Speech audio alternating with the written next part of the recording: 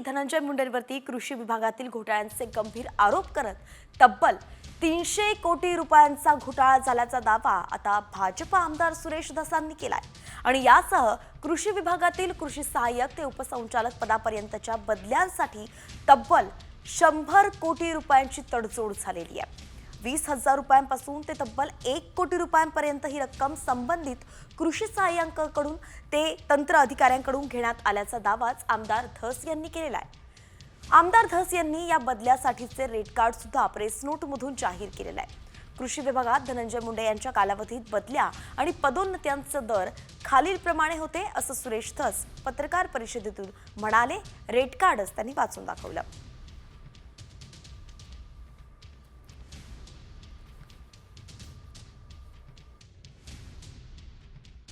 जे भारतीय किसान संघ आहे बर का, ही संलग्न आहे ना RSS, यांचं पत्र फाडलंय ना। मग आता काय करायचं ते तुम्हीच निर्णय घ्या ना, आम्हाला काय करायचं।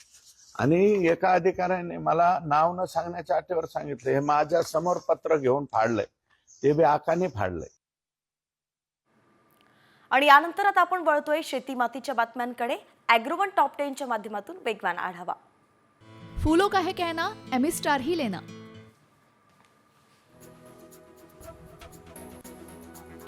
पालघरच्या मनोर पट्ट्यातील गावांमध्ये सुमारे 70 ते 80 हेक्टर क्षेत्रावरती ताग लागवड झालेली आहे। कोवळे असतानाच गुरांना चारा आणि बियाणं तयार झाल्यावरती 40 ते 45 किलो दरानं गुजरातमधील व्यापारी ही खरेदी करतात आणि त्यामुळे शेतकऱ्यांना उत्पन्नाचं साधन मिळत आहे। सध्या शेतकरी जास्त उत्पादन देणाऱ्या ताग लागवडीकडेच वळत आहेत। गेल्या वर्षीच्या तुलनेत वैजापूर तालुक्यामध्ये कांद्याचं क्षेत्र 2000 हेक्टरपेक्षा जास्त वाढलंय। त्यामुळे कांद्याची लागवड 18,500 हेक्टरवरती पोहोचली आहे। उत्पादन खर्च वाढल्यानं अलीकडच्या काळात 50 ते 60 हजारांपर्यंत एकरी खर्च शेतकऱ्यांना येतोय। 1000 ते 2400 रुपये प्रति क्विंटल पर्यंत कांद्याला दर मिळतोय। लसणाचे भाव एका महिन्यातच कोसळले। डिसेंबर महिन्यामध्ये सरासरी 20 ते 22 हजारांना विकला जाणारा लसूण आता 8 ते 10 हजार रुपयांना विकला जातोय। मध्य प्रदेशात सरासरी 4000 ते 6000 भाव मिळतोय। आवक वाढल्यानंतर दरात आणखी घसरण होऊ शकते असा अंदाज व्यापारी व्यक्त करतायत।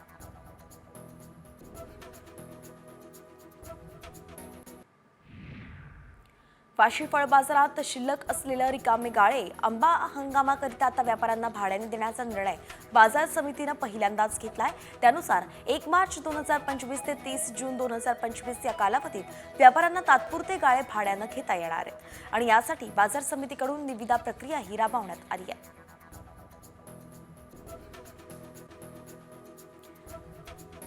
जालन्यात मुबलक पाणी साठा असल्यानं आता शेतकऱ्यांनी मोठ्या प्रमाणात कांद्याची लागवड केली होती। मात्र मधमाशांचं प्रमाण कमी झाल्यानं कांदा पीक धोक्यात आलंय आणि त्यामुळे शेतकरी चिंतेत सापडले।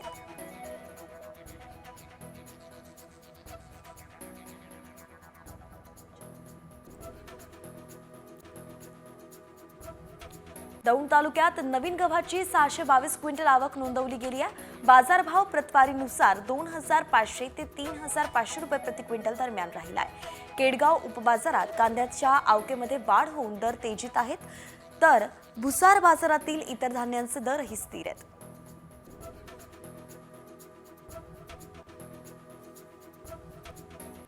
अमरावतीत तूर 39,654 टन खरेदीचं उद्दिष्ट देण्यात आलंय। कृषी विभागाने जिल्ह्याची सरासरी उत्पादकता 1360 किलो प्रति हेक्टर वाढवून काढली आहे आणि यंदा 1,58,696 टन उत्पादनाचा अंदाज व्यक्त केला गेलाय।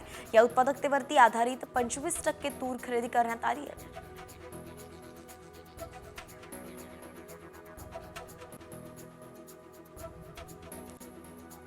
पेणमध्ये हेटवणे धरणाच्या पाण्यामुळे असंख्य शेतकरी भातशेती पिकाकडे वळलेत आणि त्यामुळे शेतकऱ्यांच्या आर्थिक उत्पन्नातही वाढ झाली आहे। हेटवणे धरणाच्या पाण्याचा फायदा शेतीसाठी मोठ्या प्रमाणात होतोय, त्यामुळे तालुक्यात ऐन उन्हाळ्यातही भातशेती बहरली आहे।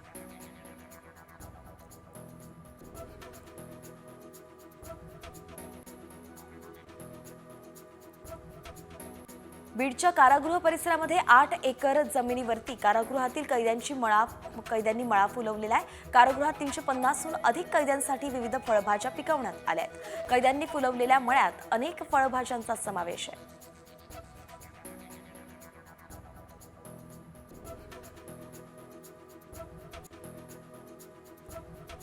ऑक्टोबर महिन्यात झालेल्या पावसामुळे लिंबू बहराला फटका बसलेला आहे. बहर फुटला नसल्यानं बाजारात कमी आवक होतीये. परिणामी यंदा फेब्रुवारी महिन्यातच लिंबाचा दर 5,000 रुपयांपर्यंत गेलाय. तर किरकोळ लिंबू विक्री किलोलाही 80 रुपयांपर्यंत आता त्याला दर मिळतोय.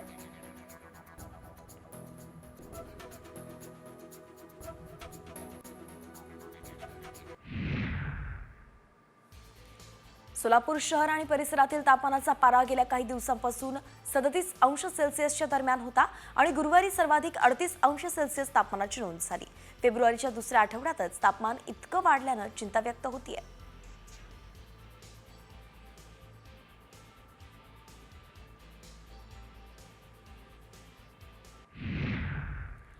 पुण्यातल्या ससून रुग्णालयातील नर्सनं काम बंद आंदोलन केलं. मागण्या मान्य झाल्या नाही तर बेमुदत काम बंद आंदोलन करण्याचा इशारा नर्सने दिलाय. तसंच रुग्णांना चांगली सेवा मिळण्यासाठी मागण्या लवकर मान्य करण्याची मागणीही आंदोलकांनी केली आहे.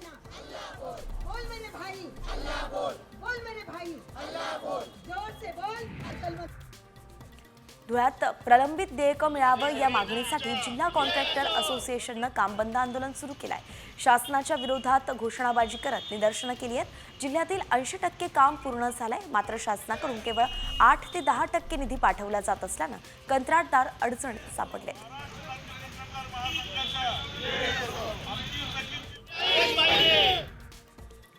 नागपूर आंतरराष्ट्रीय विमानतळावरील धावपट्टीच्या रिकार्पेटिंगच्या 2 स्तराचं काम पूर्णत्वाकडे आलंय.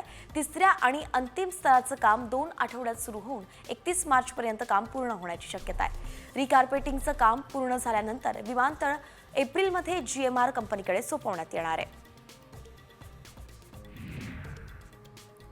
बीडच्या आष्टीमध्ये सार्वजनिक शिवजन्मोत्सवात भाजप आमदार सुरेश धस यांनी शिवप्रेमींसोबत गाण्यावरती ठेका धरला. छत्रपती शिवाजी महाराजांच्या गाण्यावरती आणि मराठ्यांचा ढाण्या बाग या गाण्यावरती भाजप आमदार सुरेश धस थिरकले.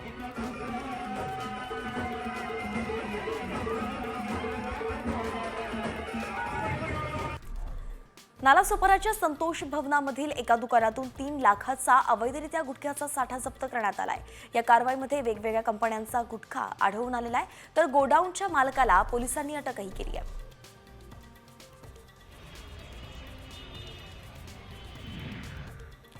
मुंबई आंतरराष्ट्रीय विमानतळावरून 56 कोटी रुपयांचा गांजा जप्त झालाय. प्रवाशांच्या ट्रॉली बॅगेतून 56.26 किलो हायड्रोपॉनिक गांजा जप्त करण्यात आलाय. बँकॉकवरून आलेल्या 5 जणांना अटक करण्यात आली आहे. तर प्रोफिलिंगच्या आधारावरती प्रवाशांना ताब्यात घेऊन गांजाचा मोठा साठा हस्तगत केला गेलाय.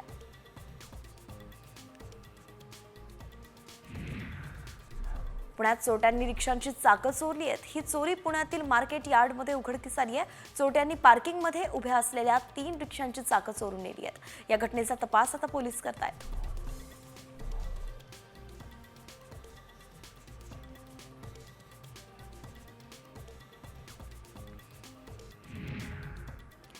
मुंबईत धावत्या लोकलमध्ये एका तरुणाकडून 3 प्रवाशांवरती चाकू हल्ला करण्यात आला.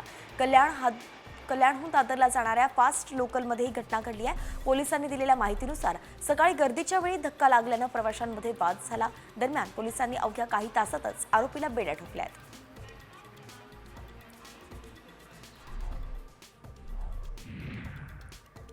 नाशिकच्या नवले चाळ परिसरात एका तरुणाची हत्या झालेली आहे. पोलिसांच्या माहितीनुसार मोकळ्या जागेत एका तरुणाचा मृतदेह स्थानिक नागरिकांना आढळला.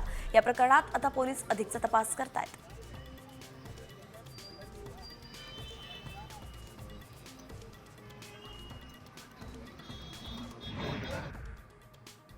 जालन्यात देशी आणि विदेशी दारूचा साठा पोलिसांनी जप्त केलाय. या प्रकरणी 3 जणांच्या विरुद्ध सदर बाजार पोलीस ठाण्यात गुन्हा दाखल करण्यात आलाय.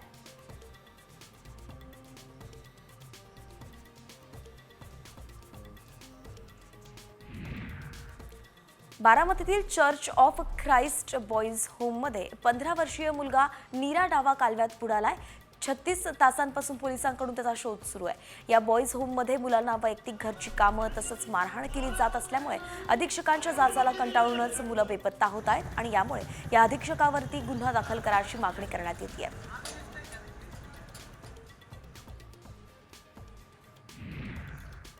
सांगलीच्या काळीखण परिसरामध्ये अवैधरित्या 16 गायी आणि 1 म्हैस टेम्पोमध्ये निर्दयीपणे कोंबून वाहतूक करणारा टेम्पो पकडण्यात आलाय। सांगलीतील गोरक्षकांनी जनावरांसहच गाडी पोलिसात आणत जनावरांची सुटका केली आहे आणि या प्रकरणी गुन्हा दाखल करण्यात आलाय।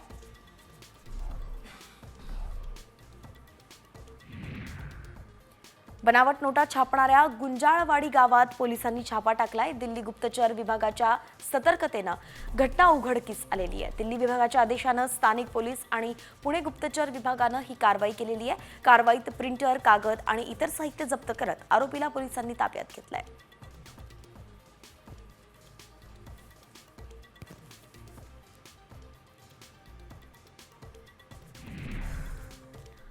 आता लाडक्या बहिणींसाठी आनंदाची अशी बातमी आहे।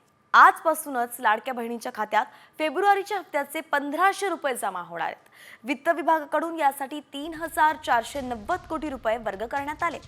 तर डिसेंबर अखेर 2,46,00,000 महिला लाभार्थी होत्या, त्यातील 5 लाख महिला अपात्र झाल्या आहेत। त्यामुळे जानेवारीपर्यंत 2,41,00,000 लाभार्थी महिला आहेत। मात्र अजूनही अनेक महिला अपात्र ठरण्याची शक्यता आहे।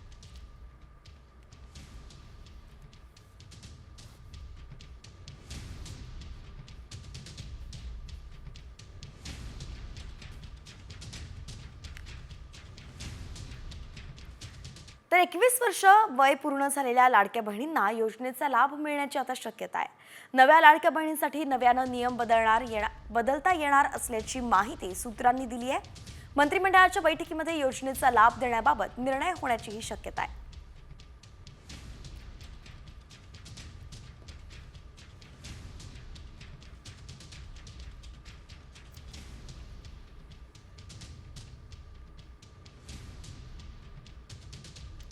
आणि यानंतर वळूयात न्यूज पॉइंट 20 कडे। लाडकीच्या निकषांत कुठलेही बदल केले नसल्याचं स्पष्टीकरण महिला आणि बाल कल्याण मंत्री अदिती तटकरेंनी दिलंय। ज्या लाडक्या बहिणी निकषात बसत नाही अशा फक्त लाडक्या बहिणी या योजनेतून वंचित राहणार असल्याचं तटकरे म्हणाले।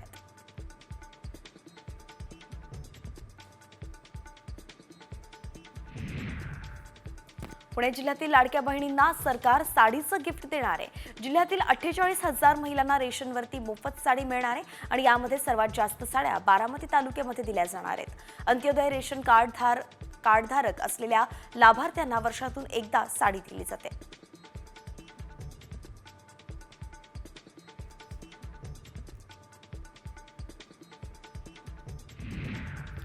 मराठी भाषा दिनी सहकुटुंब शिवाजी पार्क वरती या असे आदेशच राज ठाकरेंनी सर्व मनसे पदाधिकाऱ्यांना दिलेत। मराठी भाषेला अभिजात भाषेचा दर्जा मिळाला आहे आणि यात मनसेची भूमिका महत्त्वाची आहे, हे लोकांपर्यंत पोहोचवा असे आदेश सुद्धा राज ठाकरेंनी दिलेत। सरकारकडून 2019 पूर्वीच्या गाड्यांना हाय सिक्युरिटी नंबर प्लेट बसवणं बंधनकारक करण्यात आलंय। या विरोधात आता मनसे मैदानात उतरली असून अशा प्रकारची जाचक अट रद्द करावी अशा मागणीचं पत्र मुख्यमंत्री देवेंद्र फडणवीसांनी मनसेचे प्रदेश सरचिटणीस अजय शिंदे यांनी पाठवलंय। विदर्भातील प्रवक्ते किशोर तिवारी यांनी मात्र तडकाफडकी उद्धव ठाकरे सेनेतून हकालपट्टी करण्यात आलेली आहे। विनायक राऊत, अरविंद सावंत आणि मिलिंद नार्वेकर यांनी मातोश्रीचा ताबा घेतलाय। यांच्यावरती विधानसभा निवडणुकीच्या पराजयाची जबाबदारी निश्चित करावी आणि यांची हकालपट्टी करावी अशी मागणी त्यांनी केली होती। मात्र झालं उलटच, तिवारी यांनाच घरचा रस्ता दाखवण्यात आलाय।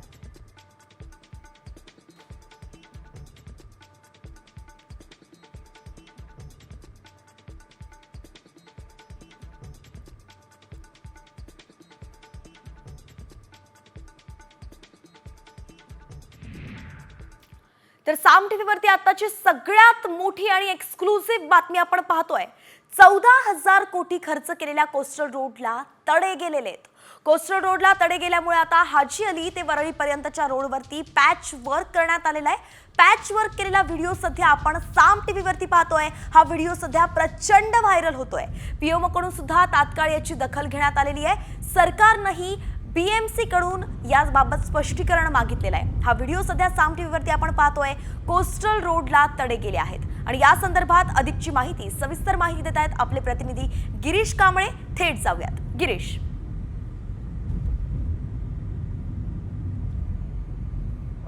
मुंबईकरांसाठीचा महत्त्वाकांक्षी प्रकल्प असलेला कोस्टल रोड तडे गेल्याची हे आता एक व्हिडिओ आहे तो समोर येतोय। हाजी अलीच्या दिशेने जो रस्ता उतरतो कोस्टल रोड त्या ठिकाणी हे तडे गेलेले आहेत आणि त्यावर पॅच मारलेले आणि याची दखल पीएमओने घेतलेली आहे। याशिवाय सरकारने देखील पालिकेकडे या संदर्भातील प्रश्न उपस्थित केलेले आहेत। जेव्हा कोस्टल रोड पहिला फेज सुरू झालेला होता त्यावेळी गळती देखील सुरू झाले होते, यावरून देखील प्रश्नचिन्ह उपस्थित करण्यात आलेले होते। त्यानंतर आता हे एक वर्ष देखील पूर्ण झालेलं नाही, हा रस्ता पूर्णपणे सुरू होऊन आणि अशा पद्धतीने तडे गेल्याने बांधकामावर एकंदरीत प्रश्न उपस्थित केले जात आहेत। पीएमओने याची गंभीर दखल घेतल्यानंतर आता बीएमसी याकडे कशा पद्धतीने उत्तर देते, नेमकं कशामुळे तडे गेलेत याबाबतचं उत्तर पालिका काय देते हे देखील पाहावं लागेल। मात्र 14,000हून अधिकचा कोटींचा खर्च या कोस्टल रोडवर करण्यात आलाय, परंतु अशा स्थितीत देखील या ठिकाणी या कोस्टल रोडवर तडे गेलेले आहेत। कोस्टल रोड भुयारी मार्गात देखील पाणी गळती होती सुरुवातीला, त्यानंतर आता हे अशा पद्धतीने तडे गेल्याने एकंदरीत या बांधकामावर देखील आता प्रश्न उपस्थित झालेत। नक्कीच गिरीश, आपण पाहतोय की 14,000 कोटी छोटी रक्कम नाहीये आणि अशात एक वर्षही होत नाही तोच तडे गेलेले प्रश्न उपस्थित केले जात आहेत। मात्र पुढची कारवाई कशी होऊ शकते, कंत्राटदाराला सुद्धा प्रश्न विचारले जाऊ शकतात का, महापालिकेचा याच्यावरती काय स्टँड असू शकतो? नक्कीच अशा पद्धतीने जेव्हा सुरुवातीला या ठिकाणी जे भुयारी मार्गात जेव्हा गळती झाली होती त्यावेळी मुख्यमंत्र्यांनी पाहणी केलेली होती, त्यानंतर मग त्या ठिकाणी पॅच लावण्यात आलेले होते, त्यावर कारणं वेगवेगळी देण्यात आली। मात्र आता अशा पद्धतीने थेट जो रस्ता एक वर्षही पूर्ण झालेला नाही आणि अशा स्थितीत जेव्हा पॅच तडे गेलेले आहेत आणि त्यावर पॅच केला जातोय, एक अत्यंत गंभीर असे हे प्रकरण आहे। ज्या पद्धतीने तुम्ही 14,000हून अधिकचा कोटीचा खर्च या रस्त्यांवर करताय, अशा स्थितीत जर बांधकाम ज्यांच्याकडे कंत्राट दिलेलं आहे ते जर अशा पद्धतीने अशा कारभार करत असतील तर नक्कीच या बांधकाम जे व्यावसायिक आहेत त्यांच्यावर देखील कारवाई केली जाऊ शकते, त्यांना देखील प्रश्न उपस्थित केले जाऊ शकतात। त्यामुळे सरकार म्हणून याकडे काय यावर प्रतिक्रिया करणार आहे, काय त्यावर कारवाई करणार हे देखील पाहावं लागेल। पालिका आयुक्त प्रशासन, पालिका प्रशासन काय बोलते हे देखील पाहावं लागेल। मात्र नक्कीच याची पाहणी हे पालिका प्रशासन करणार आहेत, कारण पीएमओने याची गंभीर दखल घेतल्यानंतर पालिका प्रशासनाने देखील यावर स्पष्टीकरण देत तडे गेल्यामुळे आम्ही या पद्धतीचे पॅच मारलेला असं एक उत्तर सुरुवातीला प्राथमिकरित्या दिलेलं आहे। मात्र अशा पद्धतीने तडे जातातच कसे हा प्रश्न आहे, त्यामुळे त्यावर आता काय प्रश्न उपस्थित करतात आणि ज्यांना हे कंत्राट दिलंय ते नेमकं यावर काय स्पष्टीकरण देणार आहेत हे देखील पाहावं लागेल। मात्र सद्यस्थितीत पालिकेकडून फक्त एवढंच सांगण्यात आलेलं आहे की हे तडे गेले त्यामुळे आम्ही पॅच मारलेला आहे। धन्यवाद गिरीश, अगदी सविस्तर अपडेट या प्रकरणासंदर्भात आपण दिलेली आहे। वेळोवेळी याची अपडेट आपल्याकडून घेत राहू। तुर्तास हा व्हिडिओ आपण साम टीव्हीवरती पाहतोय। कोस्टल रोडचा हा व्हिडिओ आहे। महायुती सरकारचा महत्त्वाकांक्षी प्रकल्प म्हणून ज्या कोस्टल रोडला पाहिलं जातं त्याच रोडला एकही वर्ष होत नाही तोच तडे गेलेत आणि म्हणून प्रश्न उपस्थित केला जातोय। तर 14,000 कोटी रुपयांमध्ये हा कोस्टल रोड तयार करण्यात आला होता, त्याला आता तडे गेले आहेत। हाजी अली ते वरळी दरम्यानचा हा भाग जो आहे तो या तड्यांमुळे प्रभावित झालेला दिसतोय। पंतप्रधान कार्यालयाकडून आता मुख्य सचिवांकडून सुद्धा याची माहिती मागवलेली गेली आहे, कारण की हा व्हिडिओ प्रचंड व्हायरल होतोय। सरकारनं सुद्धा बीएमसी कडून याचं स्पष्टीकरण मागितलेलं आहे। कोस्टल रोडला तडे गेल्यामुळे हाजी अली ते वरळीपर्यंतच्या रोडवरती हे पॅच वर्क झालेलं आता पाहायला मिळत आहे।